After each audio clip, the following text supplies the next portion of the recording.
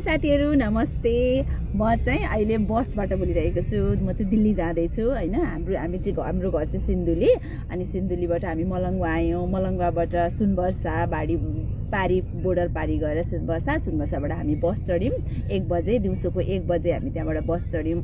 अब त्यहाँबाट चाहिँ 24 घण्टामा चाहिँ हामी दिल्ली पुग्छौँ भनेर भनेको छ हैन।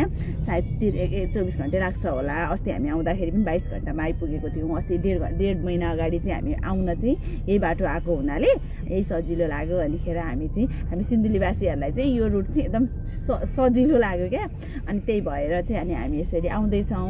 अब म तपाईहरुलाई बाहिरको नजर देखाउँछु ल। यहाँ सबै हुन्छ, 2टा सिट हुन्छ अनि यहाँ चार्जिङ स्टेसन 2 तला माथि नि त हामी। अनिखेर त्यही भएर यहाँ ढोका हुन्छ। ढोकाबाट यसरी खोलेर अनि गरेपछि अनि यसरी अगाडि गाडी छ। अनि यहाँबाट उतापट्टि पनि मान्छेहरू सबैमा पुरै प्याक छ। अनि तल बस्नेहरूको तल पनि हुन्छ अनि त्यो तल सुतेर जानेहरू पनि हुन्छ। हामीले चाहिँ स्लिपिङ लिएको हुनाले हामी चाहिँ माथि छौँ। हामी बन्दै रहेछ होइन। हाम्रो 24 घण्टाको यात्रा भनेको छ। हुन त हामी गाडी चढेको चाहिँ 3 घण्टा भयो। अब अझै 21 घण्टाको यात्रा छ हाम्रो। भोलि 1 बजे पुगिन्छौँ होला हामी दिल्ली पक्कै पनि। अनि तपाईँलाई म सबै कुराहरू भन्दै गर्छु। जस्तो सुकै सिचुएसनमा पनि पुरै हाँसेर र त्यसैमा खुसी भएर यात्रा गर्नुपर्छ होइन त। हस् त, बाई।